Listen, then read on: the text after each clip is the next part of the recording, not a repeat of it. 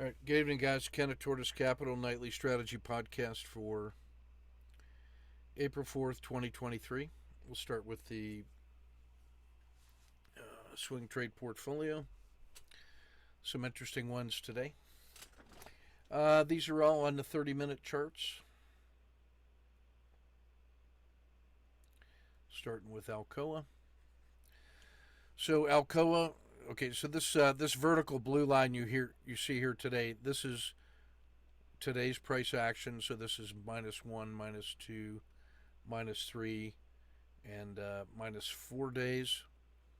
So that gives the blue box gives us our 5-day box. Uh, the solid blue one is our 10-day low. Solid blue on the top is 10-day high. So you'll see that structure on all the charts. So in Alcoa, we took a 1-day intraday trade today. We had essentially a COTA 2 to the downside and a collapsing dragon. So we get the entry, we get the standard risk box, same as this risk box. In Alcoa, that's about 80 cents. It collapsed nicely, and then this was a 1-2-3 entry, or 1-2-3 exit, right at the edge of the dragon, and that's +1. That's like the bread and butter trade. All day, 1R, no overnight risk. We're going to come back to this one. All right, so this is Caterpillar. So we had a nice run up in Caterpillar that we exited yesterday. And then it gave us this little COTA 2 continuation to the downside. So when it moved 2 risk boxes off the top, took it with a standard risk box here. That's the same as this risk. And then it closed poorly right at the low of the day. And it's going to go test this support level before. And this is already holding 1, 2, 3, 4, 5, 6. That's a 7R trade and failing. So I'm liking that one. And I'll put in a stop to preserve right here. I'm ready to give it one hour back. So that one's at +7.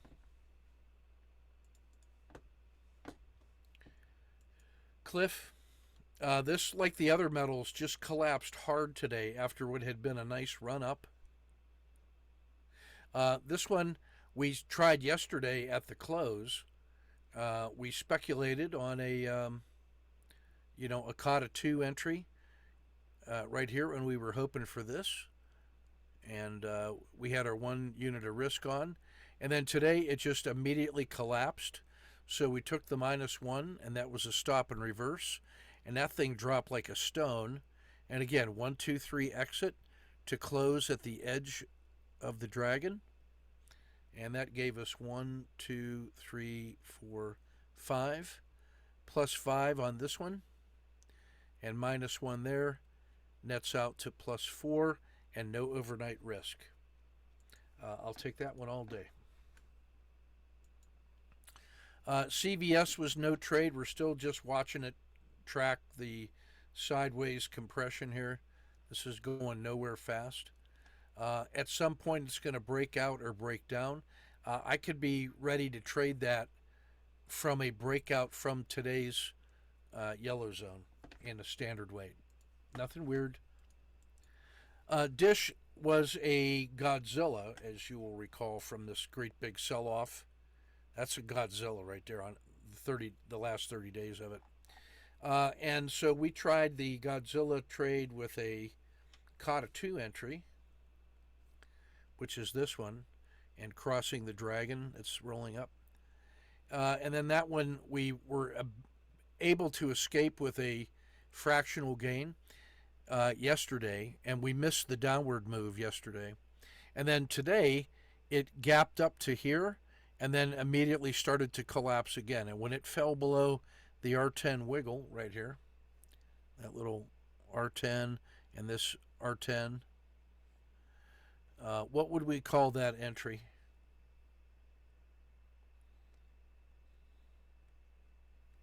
Collapsing dragon. Standard risk. This one closed poorly right here, and we're holding about 1.5. And this thing collapsed so much that the downside, in because it's a Godzilla, the downside is very easy to believe in. So we're holding about 1.5 and holding that risk overnight. Devon Energy was no trade. There was a big gap up yesterday. Um,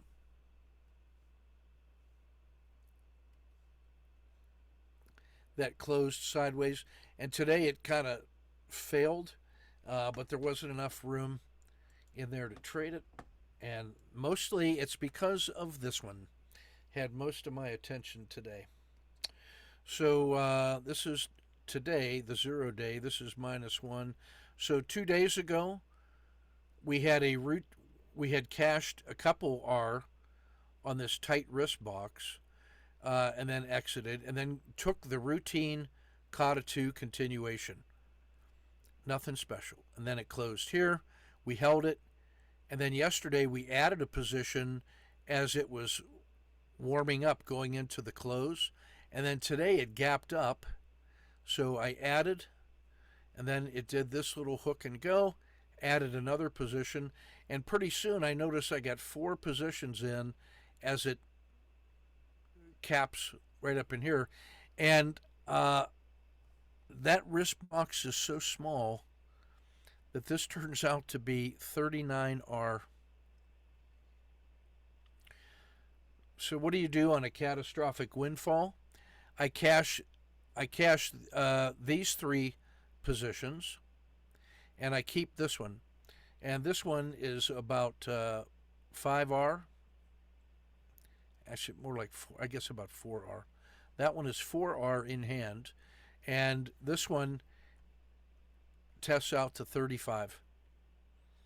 So we make bank on that one, but I keep one position overnight because if this continues to go, I would really be regretting if I didn't have some skin in the game.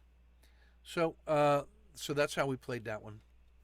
That had most of my attention today. Emerging markets. Yesterday we started a Kata 2 continuation. It really didn't do much today except close maybe at 0.3. We'll give it another day. Ethereum had a nice rebound. It's pushing 9, and I'm liking that, but we don't have a position in it. Mexico, we started the Kata 2 entry here.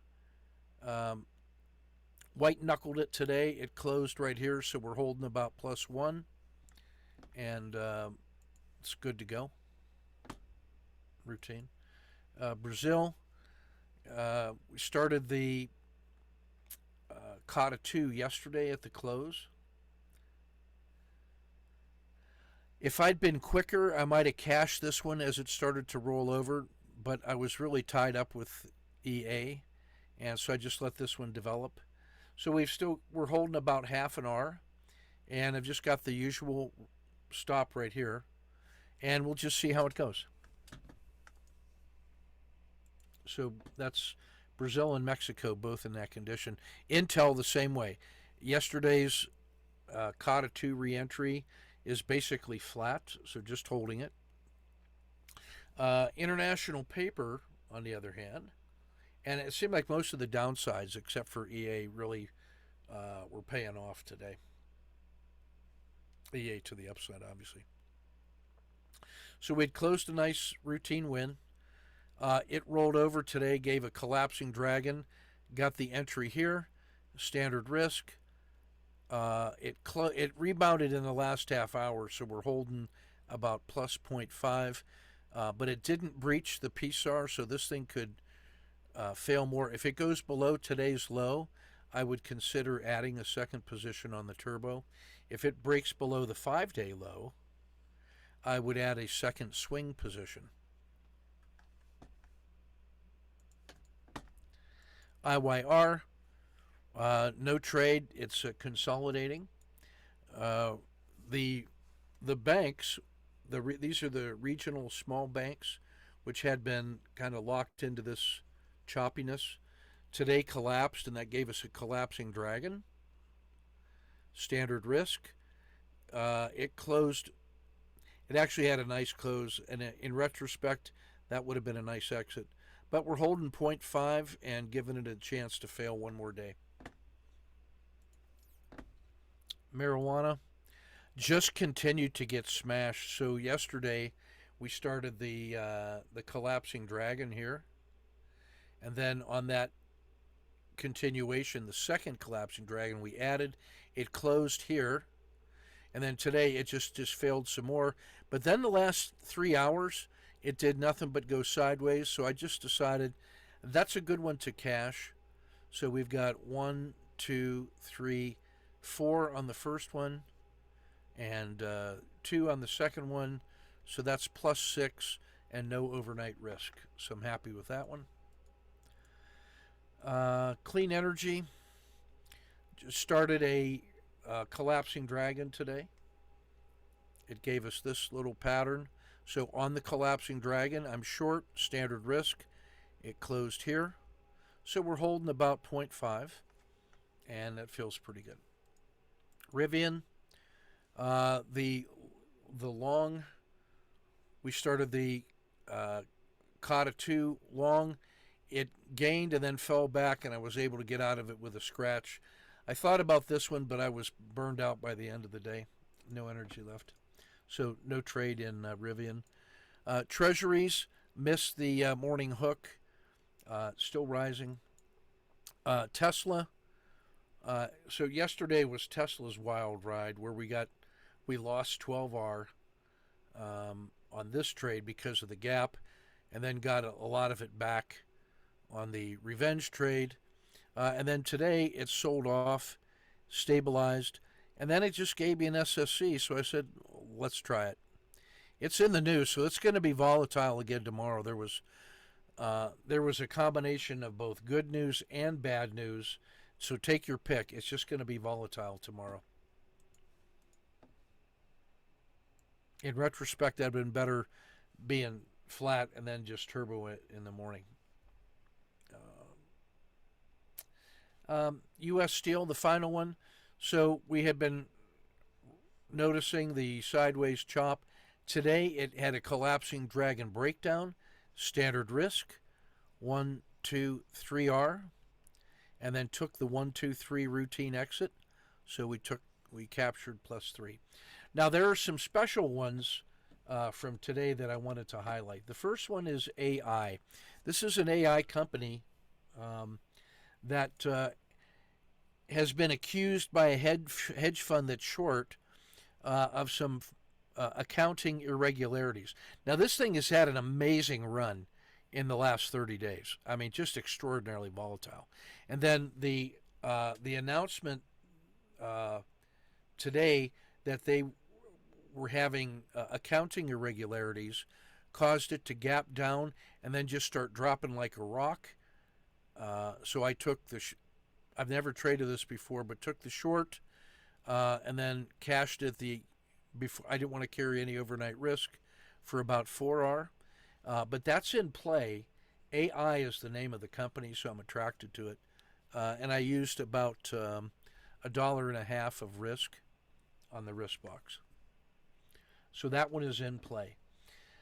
There were 2 other ones that I added just for interest, and these had to do with gold mining companies. Gold has been on an absolute tear. As somebody snarkily pointed out, gold is at a 5,000-year high. The gold miners are lagging a little bit. Newmont Mining, it doesn't trade that much during the day, so let me go out to the daily chart. But the Newmont Mining chart is actually in pretty good shape here.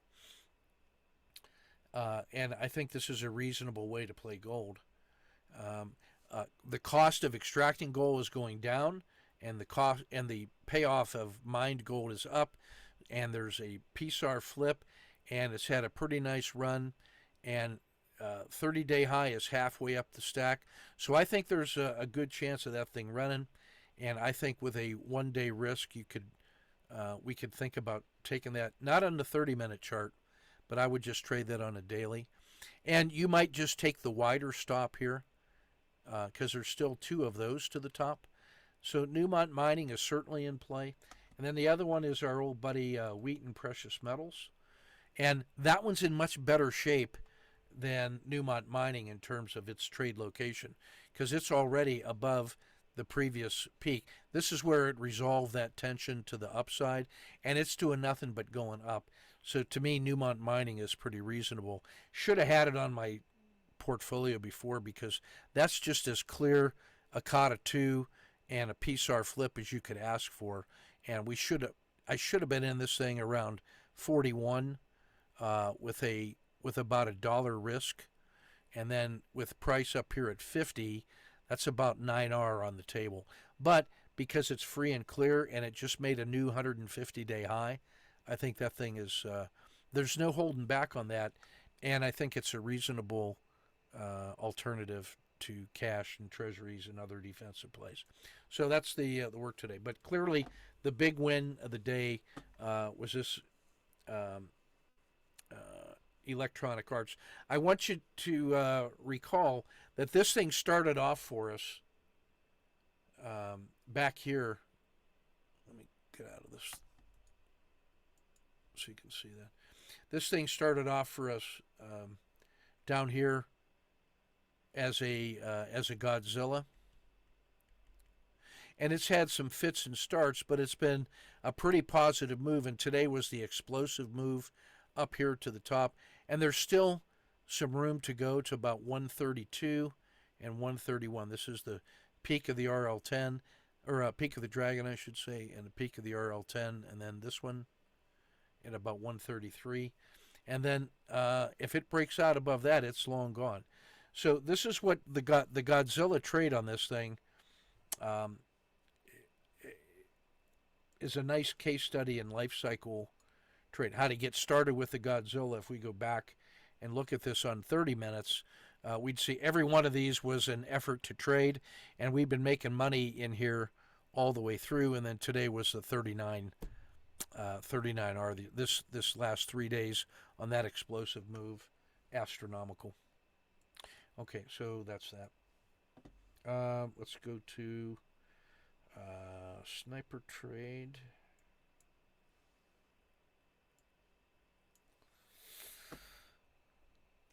This is the first one I wanted to talk about, actually.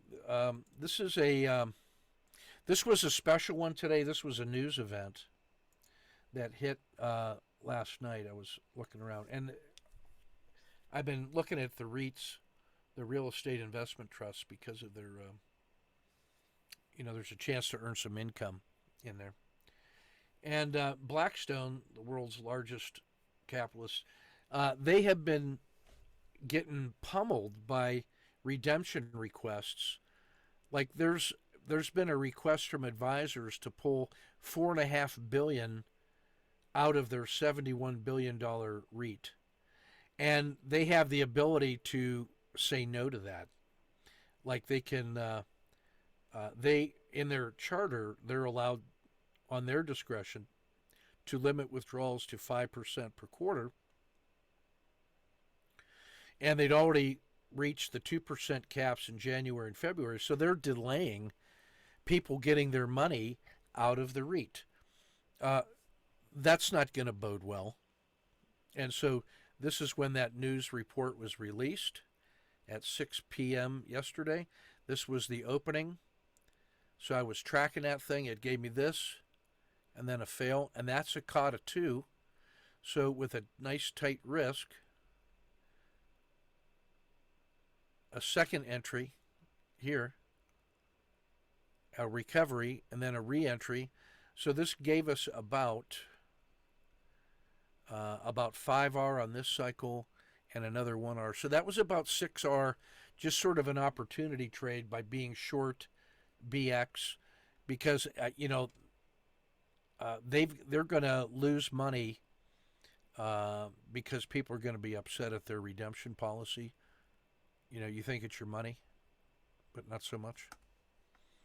So they can afford that loss, but I think that's I've added that to my short-term tracker. Now, the one thing you'll notice is that it did lock in right here. That looks like the MMRB for tomorrow. The size of the MMRB is that, which is about the same size I had here. So I'll be looking to trade this one from a zero state, either a recovery or, in my view, more likely a collapse. So there were a couple like news event opportunity trades. One was on the AI company, and then one was on BlackRock. And then I might add the third one about the gold miners. And to me, wheat and precious metals is the way to play that one. So just some opportunity, scenario-based trading. Um, pick up money when it's laying on the ground. Check over your shoulder first.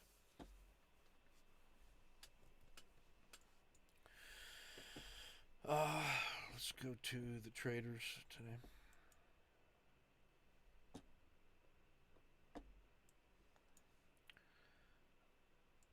Sorry, I thought I had that open.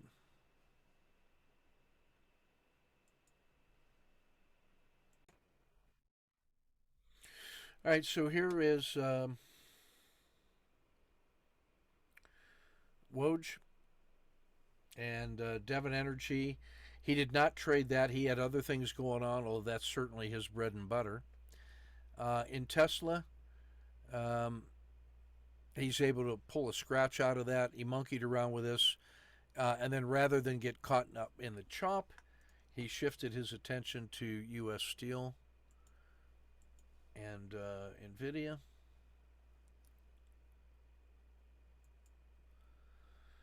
And U.S. Steel, that was the same trade I showed. He got a better result on this one. Here's his OR3, tight risk, 4.2. There were a couple re-entry possibilities, but he didn't take it. He did take this one for a fraction.